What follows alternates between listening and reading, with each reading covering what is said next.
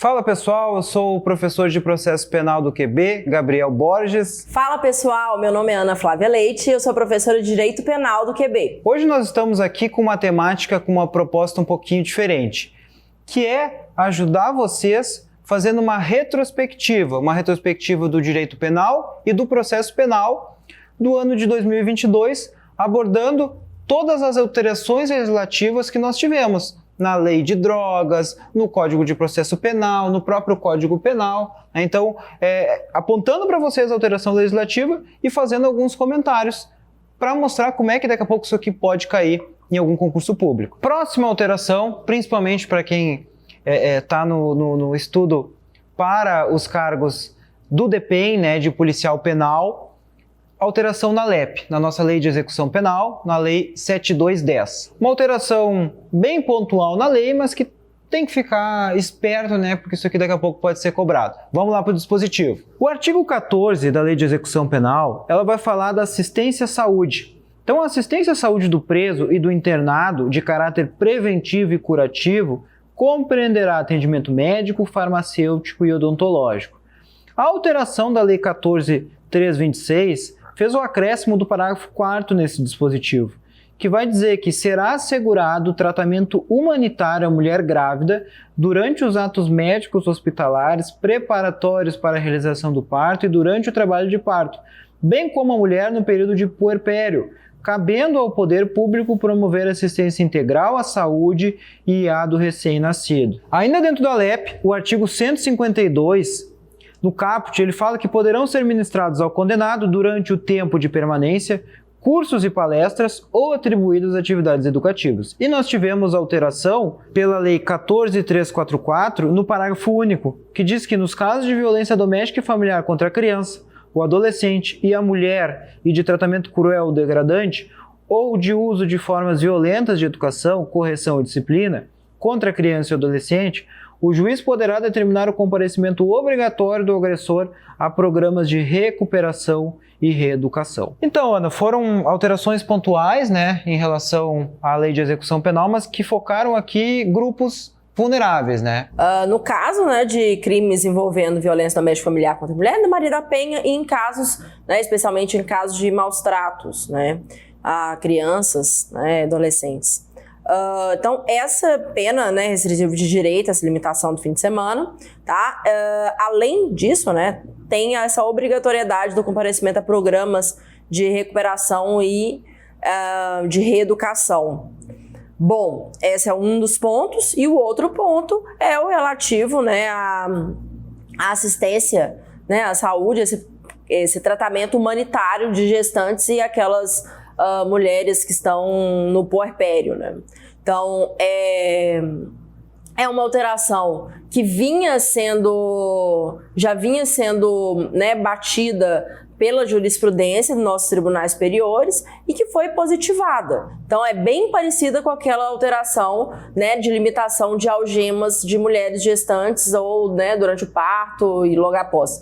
Então, é bem parecido o caminho legislativo para positivação dessas alterações, foi bem parecido, né, em relação a essa assistência à saúde, esse tratamento humanitário que respeita a dignidade da pessoa humana, que foi incorporado à LEP, né, que é a Lei de Execuções Penais.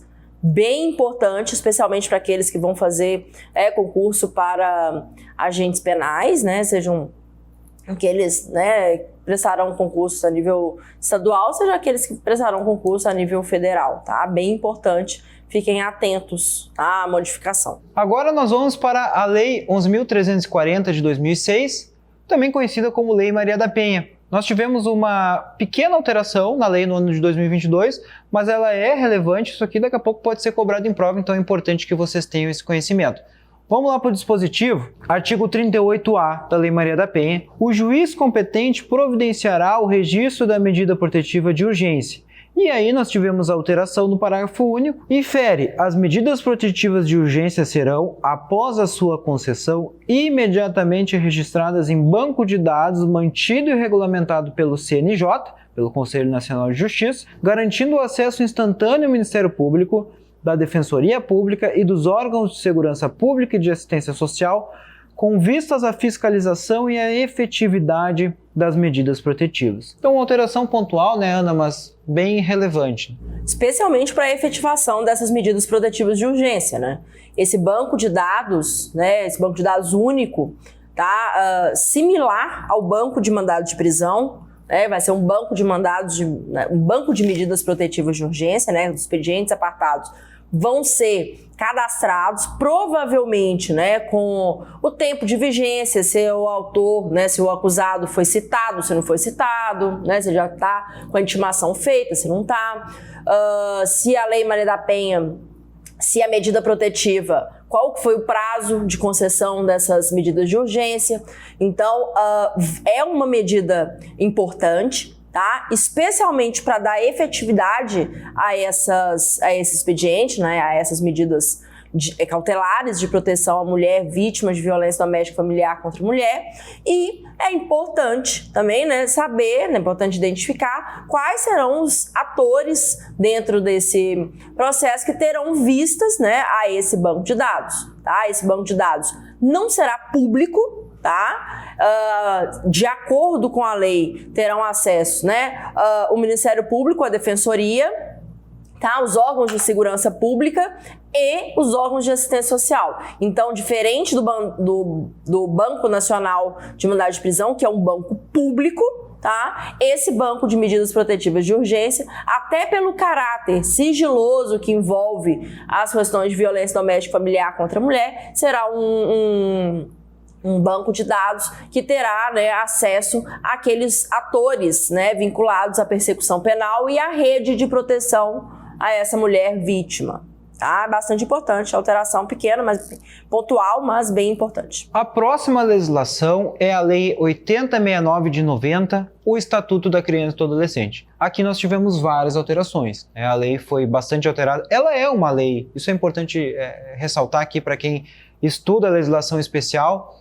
Ela é uma lei que todo ano tem alteração, né? A sociedade acaba exigindo, é clamor social, são casos importantes que têm uma repercussão grande e o legislador se adapta e altera a lei, e com isso nós temos que estar sempre muito atentos. Nós vamos listar algumas, mas vamos dar o foco para aquilo que nós entendemos que tem mais chance de ser cobrado aqui. Então vamos lá para a lei. Primeiramente, é o artigo 18b, da lei. Ela vai falar, né, que os pais, os integrantes da família ampliada, os responsáveis, os agentes públicos, executores de medida socioeducativa ou qualquer pessoa encarregada de cuidar de crianças e adolescentes, tratá-los, educá-los ou protegê-los, que utilizarem o castigo físico ou tratamento cruel ou degradante como forma de correção, disciplina, educação ou qualquer outro pretexto, estarão sujeitos às medidas cabíveis. E aí, nós temos lá o acréscimo do inciso 6º nesse dispositivo, que fala em garantia de tratamento de saúde especializado à vítima, né? Nós não tínhamos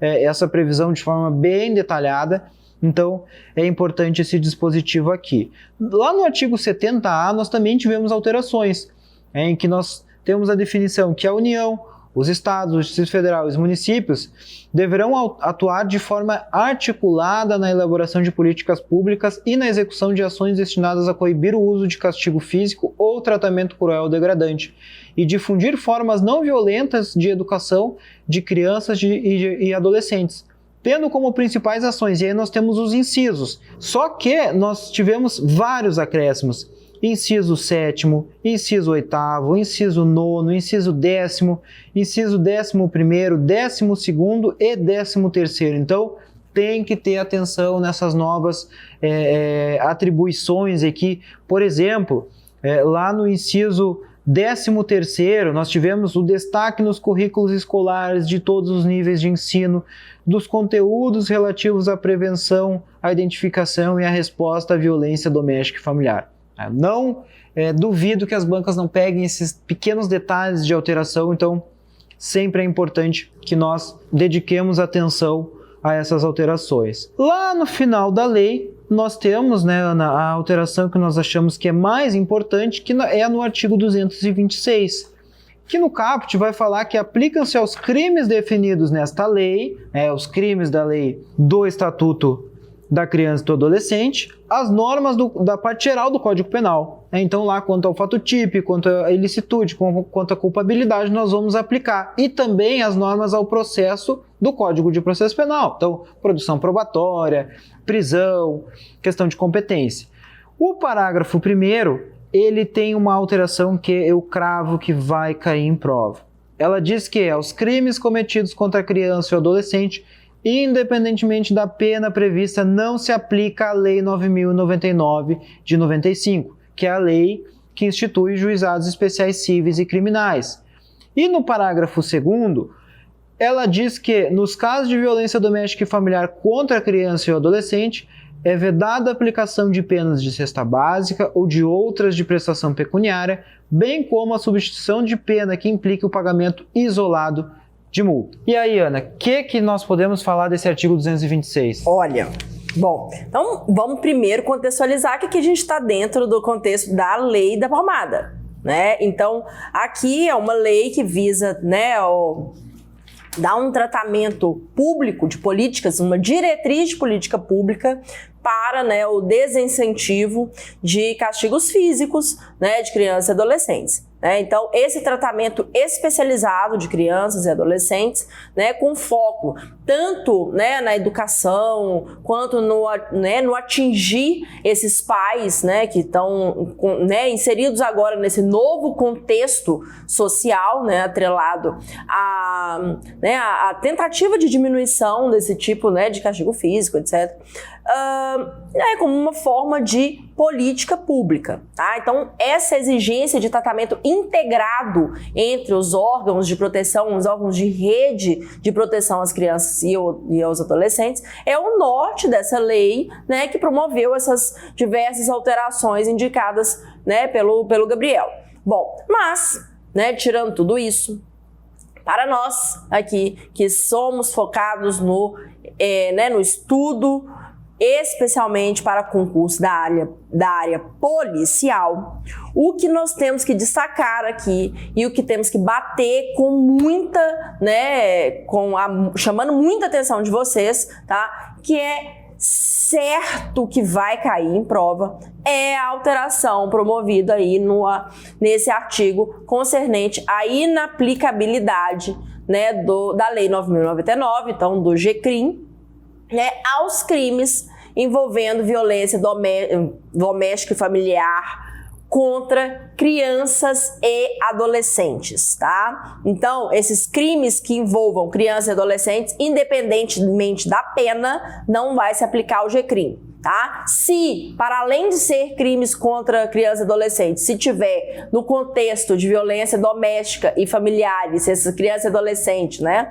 estiverem inseridas neste contexto, também será inaplicável a substituição por penas por prestação de pecuniárias, né, e cesta básica, seja no pagamento isolado de multa. Então, tudo que é atrelado, né, às penas resistivas de direito vinculadas a prestações pecuniárias, né, dinheiro, tá? Então, é muito parecido, né, com os dispositivos da Lei Maria da Penha, que agora foram, né, estendidas para o contexto de crianças e adolescentes. Então, isso aí, gente, é certo que vem em prova.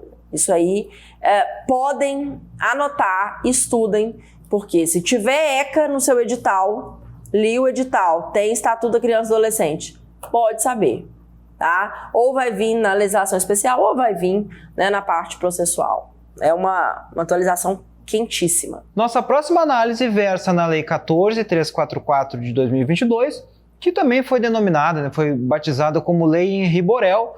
Foi um caso, né, extremamente midiático que aconteceu e que causou uma grave comoção social, e com isso o legislador editou uma lei logo após esse fato. Isso é comum de acontecer, né, de acontecerem casos nesse sentido. Por exemplo, temos lá a Lei Carolina Dinkmann. Então são coisas que acontecem, então ficou batizado com esse nome. O que define a lei? Vamos lá. Ela cria mecanismos para a prevenção e o enfrentamento da violência doméstica e familiar contra a criança e o adolescente, nos termos do parágrafo 8º do artigo 226 e do parágrafo 4º do artigo 227 da Constituição Federal, e das disposições em tratados e convenções internacionais que o Brasil seja parte, e ele altera também várias legislações, como, por exemplo, o próprio ECA e o Código Penal. Aqui é importante que nós façamos o alerta para vocês. Ela é uma lei autônoma, que cria disposições que não existiam no ordenamento jurídico e, ao mesmo tempo, ela altera várias leis já existentes, como o Código Penal, né, que teve uma pequena alteração. Nós vamos focar aqui, principalmente, mostrar para vocês, né, quais são os pontos que foram criados e dar o foco nos novos tipos penais que não existiam e que agora passam a existir. Lá no capítulo 1º, nós vamos ter disposições que vão falar da violência doméstica e familiar contra a criança e o adolescente. Depois, nós temos um capítulo 2º que vai falar da assistência à criança e ao adolescente em situação de violência doméstica e familiar. O capítulo 3º ele já avança, então o primeiro ele define e agora ele vai dizer do atendimento pela autoridade policial. Então, né, ele se preocupa com a proteção da criança e do adolescente. O capítulo 4º avança ainda mais e vai falar dos procedimentos, e aí nós vamos entrar já nas medidas protetivas para a criança e para o adolescente, e também medidas protetivas de urgência que obrigam o agressor. Então, muito parecido aqui, né, na redação com a própria Lei Maria da Penha, né, que primeiro define formas de violência e depois formas de proteção. Temos medidas protetivas de urgência à vítima. No capítulo 5, nós temos as definições atinentes ao Ministério Público. O capítulo 6, da proteção ao noticiante ou denunciante de violência doméstica e familiar. Então, também se preocupa aqui em garantir meios àquele que presencia algum tipo de violência, né, e a lei garante a ele, olha, denuncia que não vai acontecer nada contigo. E no capítulo 7, nós temos o que nós consideramos como mais importante aqui na lei, que são os crimes. E aí temos dois tipos penais novos, o artigo 25 e o 26. O artigo 25 prevê que, né, criminaliza a conduta de descumprir decisão judicial que defere medida protetiva prevista nessa lei, com detenção de 3 meses a 2 anos, com o parágrafo 1º que diz que a configuração do crime independe da competência civil ou criminal do juiz que deferiu a medida. O parágrafo 2º, na hipótese de prisão em flagrante, apenas a autoridade judicial pode conceder fiança, muito parecido com o que diz lá o artigo 24A da Lei Maria da Penha. E o parágrafo 3º fala que o disposto nesse artigo não exclui a aplicação de outras sanções cabíveis. E temos o artigo 26, que diz deixar de comunicar à autoridade pública a prática de violência, de tratamento cruel ou degradante ou de outras formas violentas de educação, correção ou disciplina contra a criança ou adolescente ou abandono de incapaz, com pena de detenção de 6 meses a 3 anos. O parágrafo 1º aumenta a pena da metade se da omissão resulta lesão corporal de natureza grave e triplica se resulta morte.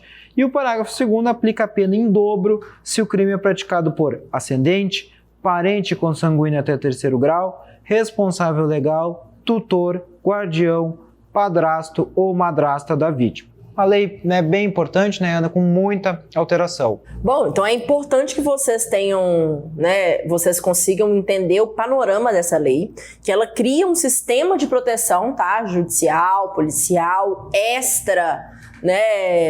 extra processual penal também, então envolve atores da persecução penal e atores das assistências também, tá? Então, ela cria, tá? Ela amplia a possibilidade de concessão de medidas protetivas de urgência nos mesmos moldes da Lei Maria da Penha a crianças e adolescentes, que agora independe do seu sexo. Então, se antes a Lei Maria da Penha, as medidas protetivas, elas eram medidas cautelares disponíveis para a mulher vítima solicitar, agora, quando a violência envolve criança e adolescente, independe, tá, o sexo desse sujeito passivo para a concessão de medidas protetivas de urgência dentro desse sistema, né, dentro desse contexto que envolve a violência doméstica e familiar. Tá? Então, a medida protetiva é para qualquer criança, qualquer crime envolvendo criança e adolescente? Não. Prestem atenção que aqui é necessário, né, a existência desse contexto, dessa circunstância de violência doméstica, tá? ou familiar. Então esse é o primeiro ponto que vocês precisam prestar atenção, tá?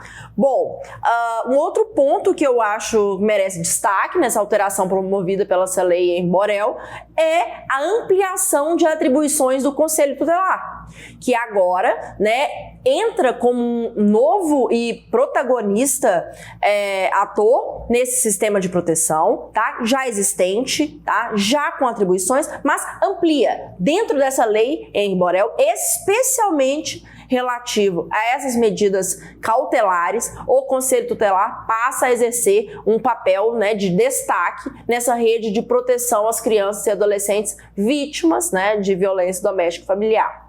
Bom, e por fim, o terceiro ponto que eu acho que vocês têm, né, que saber e tem que prestar atenção, porque, né, quando a gente trata de crimes, né, quando a gente trata de concursos policiais, a gente está trabalhando com os tipos penais, com a criminalização de novas condutas, tá? Então, essa lei ela traz dois tipos, né? Um primeiro é o crime de descumprimento de medida protetiva, que já é muito parecido, não, é idêntico, tá? Ao crime relativo ao descumprimento de medida protetiva concedida a mulheres, só que agora, né, esse objeto agora é outro, é o medidas protetivas de urgência concedidas às crianças e adolescentes vítimas, né, de violência doméstica e familiar. Tá? Esse é o primeiro ponto. Bom, e o segundo crime que essa lei traz, né, que é muito importante que vocês, né, estudem e prestem bastante atenção, que é um crime de deixar de comunicar situação de violência, tá? É um crime autônomo, tá? Não se difere ali do crime de omissão de socorro previsto no Código Penal. É um crime que envolve esse contexto de criança e adolescente, então é um crime que tem aplicação especial em relação ao Código Penal, tá? Então, essas pessoas que presenciam a situação de violência devem comunicar, né, a autoridade competente, e deixando, né, se omitindo, incorrerão nesse crime, né, previsto, nesse novo crime que foi, né, trazido pela lei em Borel. Atenção, é uma norma, né, uma norma penal incriminadora, portanto, não irá retroagir para alcançar os fatos antes, né, praticados antes de sua vigência. Então, é um dispositivo que tem aplicabilidade, né, daqui para frente. Então, prestem atenção, né, quanto também à retroatividade da lei penal, tá? Bastante importante, muitas leis, foquem no estudo, sigam firmes e nos vemos na próxima edição.